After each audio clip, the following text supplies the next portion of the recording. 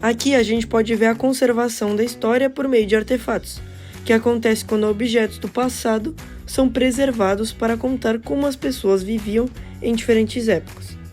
Esses artefatos, como ferramentas, roupas, esculturas, documentos, fotografia, construção, enfim, funcionam como testemunhos materiais da cultura, da arte e dos costumes em geral de uma sociedade. Ao serem guardados e estudados em museus, arquivos e centros urbanos, eles ajudam pesquisadores e o próprio público a entender as transformações sociais, políticas e tecnológicas ao longo do tempo. Dessa forma, conservar artefatos é uma maneira de manter viva a memória coletiva e garantir que o conhecimento histórico continue sendo transmitido às futuras gerações.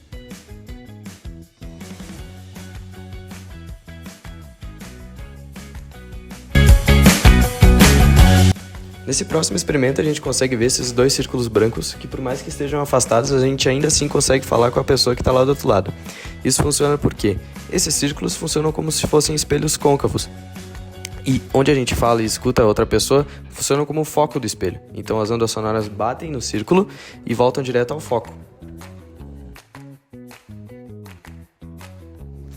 Nesse próximo experimento a gente devia botar com uma das mãos um dedo no quadrado maior e com um dedo no quadrado menor e pedir para alguém ou tu mesmo ligar o experimento.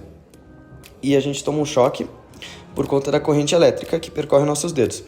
E ela afeta a corrente elétrica interna dos nossos nervos da mão, que dá essa sensação de formigamento que chamamos de choque.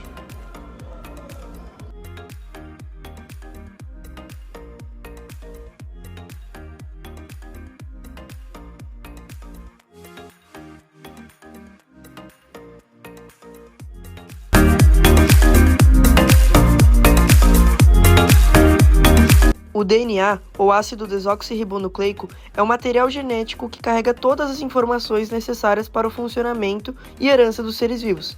Ele está presente no núcleo das células e tem a forma de uma dupla hélice.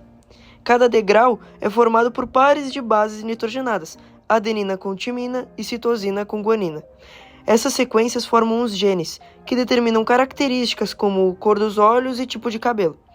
O DNA se replica antes da divisão celular, garantindo que cada nova célula receba a mesma informação genética. Em resumo, ele é o código da vida, responsável por armazenar, transmitir e expressar as instruções biológicas de cada ser vivo.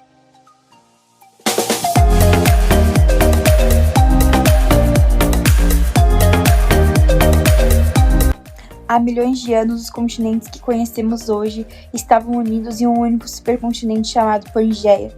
Essa massa terrestre começou a se fragmentar há cerca de 200 milhões de anos, devido ao movimento das placas tectônicas, grandes blocos que formam a crosta terrestre e flutuam sobre o manto. Com o tempo, essas placas se afastaram uma das outras, dando origem aos continentes atuais. A América do Sul, por exemplo, se separou da África, o que explica por que suas costas parecem se encaixar como um quebra-cabeça. Esse processo é chamado de deriva continental e foi proposto por Alfred em 1912. A separação dos continentes também ajuda a entender por que fósseis semelhantes são encontrados em regiões distantes, e esse movimento não parou. Os continentes continuam se deslocando lentamente, provocando terremotos, formando montanhas e moldando a geografia do planeta até hoje. A fissão nuclear acontece quando o núcleo de um átomo pesado, como o do urânio ou do plutônio, é atingido por um nêutron e se parte em dois núcleos menores, liberando uma grande quantidade de energia, além de novos nêutrons. Esses nêutrons podem atingir outros núcleos, provocando novas fissões, o que gera uma reação em cadeia. Esse processo é a base do funcionamento das usinas nucleares, onde a energia liberada aquece a água e movimenta as turbinas para gerar eletricidade. A fissão também é usada em armas nucleares, mas de forma descontrolada.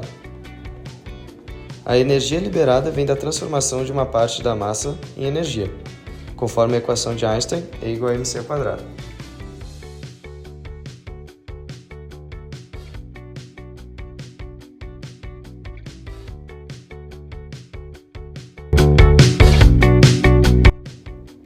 Aqui a gente tem o Teorema de Pitágoras, que é uma das bases mais importantes da geometria.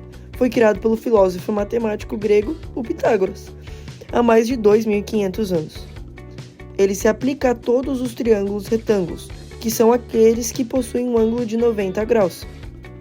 O teorema diz que o quadrado da medida da hipotenusa, o lado maior oposto ao ângulo reto, é igual à soma dos quadrados das medidas dos catetos, os outros dois lados do triângulo, sendo expresso pela relação a ao quadrado igual a b ao quadrado mais c ao quadrado. O teorema é amplamente usado não apenas na matemática, mas também na engenharia, arquitetura, navegação, física e até na computação gráfica, porque permite calcular distâncias e medidas com precisão, mostrando como a matemática pode explicar e organizar o espaço ao nosso redor, sendo uma ferramenta essencial para entender o mundo de forma lógica e prática.